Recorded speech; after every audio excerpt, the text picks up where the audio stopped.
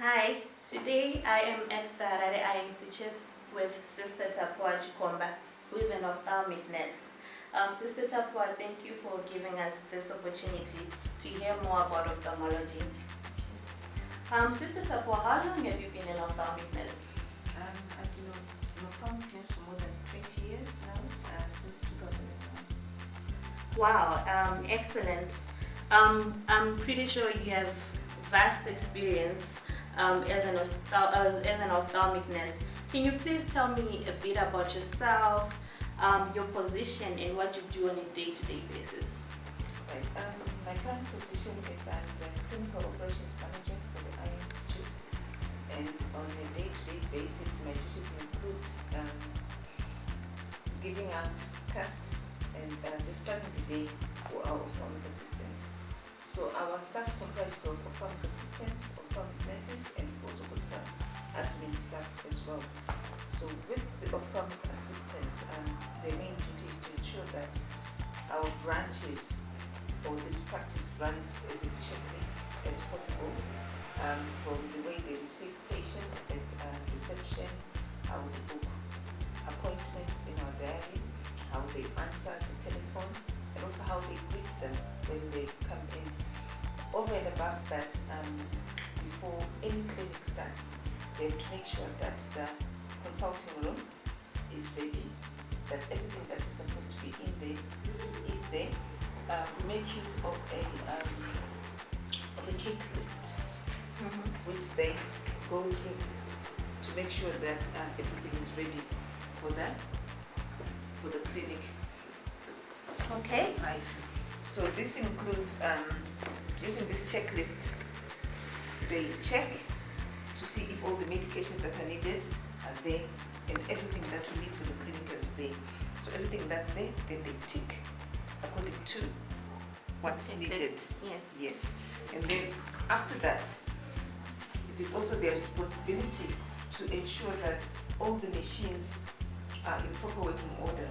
So the first thing they do is to make sure that the power is on, that we've got power. So to make sure that all the plugs are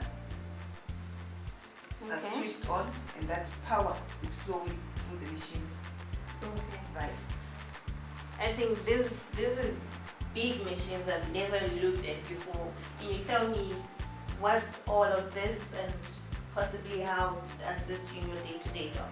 Right. So this big thing here is called the chair and stand. So the chair is where the patient sits. So the patient will be sitting on this side here. Okay. Right. And then once part of the checks is to make sure that the machines are working. So just the machine is working. And then the patient will sit on this side in front of this machine, which is called the slit lamp. So it's slit lamp, what it basically is, it's a powerful microscope which is used to view the inside of the patient's eye.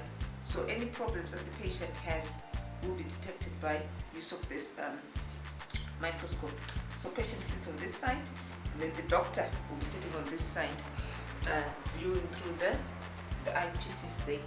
And then you can see that we've got here a breath shield. This was put in place especially when coronavirus became prevalent. So this at least stops contamination of either the patient or the doctor through their breathing. Okay. So that's your breath shield there. And then next to it, we've got what we call a keratometer. So what a keratometer does is it measures the corneal curvature for the patient. And then we've also got some lenses which the doctor uses to see fine detail inside the patient's eye. So it can either be a 78D, like this one, 78D lens, or it can be a 90D lens. All those are used to get finer detail of the patient's eye. And then our microscope here is connected to this micro camera, which is connected to that screen there, so that during the course of the patient examination, we can freeze some of the pictures on there for the patient to see, so that they can see exactly what's happening inside their eye. or in the event children, then you can also freeze those pictures for the parents to see exactly what's happening inside the child's eye. And then you can see also put some pictures there on the wall. The pictures we use to give further explanation of what's happening inside the eye. And then we also put some eye models there, which we also use to give explanation of what's happening inside the eye. Then this bit of equipment here is called a phoropter. So with a phoropter, this is used for people with refractive errors, people who need glasses, when they asked to view and test different lenses, different strengths until we come to their desired prescription. So that's your phoropter here. And then we've also got a screen there, a projector. So that is also used when we are trying to determine the prescription for someone who needs glasses. So this is fascinating information, Sister Tapu. I hear you do a lot of work from eye testing to correcting any eye problems. You've been speaking about patients. What type of patients do you assist? What kind of people do you serve? We serve all people from all walks of life, from tiny babies to your very, very elderly. All of them come here for their eye examinations and eye evaluations. So, Sister Tapu, I'm really excited about the amount of work you've been doing as an ophthalmic nurse. I would like to know what are you most passionate about? Like, how did you become an ophthalmic nurse? What made you choose to become an ophthalmic nurse? Right. The fact that we help people every time they pass through the doors. We come across so many interesting cases. Some need glasses, some need to go to surgery, and some need just medication to treat their problems. So being in a position to offer sympathy, to empathize with the patient, to really be there to comfort them when they need it, that's what motivates me and what motivated me towards choosing a career in ophthalmic nursing. What advice would you give to somebody who is seeking the same line of work?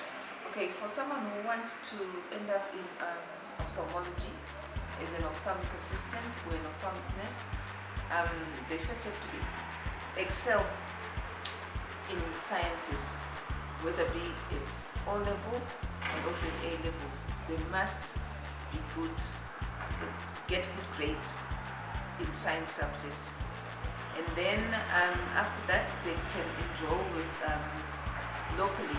It's now fortunate that we've got an institution within Zimbabwe, here in Harare and also in Bulawayo, Intellectus campus, which is rolling out these courses in ophthalmic assisting. And then the courses are available as a national certificate in ophthalmic assisting, and then the most basic one, the entry level one, the National Foundation Certificate for Ophthalmic Assisting. And then once you attain those basic qualifications, there's also room and scope for specializing in other avenues. There is the field of rehabilitation, vision rehabilitation, and then there's also your behind the scenes work in the ophthalmic labs, and it also can act as a gateway to further courses in optometry, just depending on which field and which line you want to specialize in. Thank you so much, Sister Tabu, for this informative session. I trust and believe that somebody out there who was considering a career in ophthalmology now has a gateway, an entry point, the knowledge of what happens in the day-to-day basis. Thank you so much for having us. Thank you. You're most welcome. It's been a pleasure.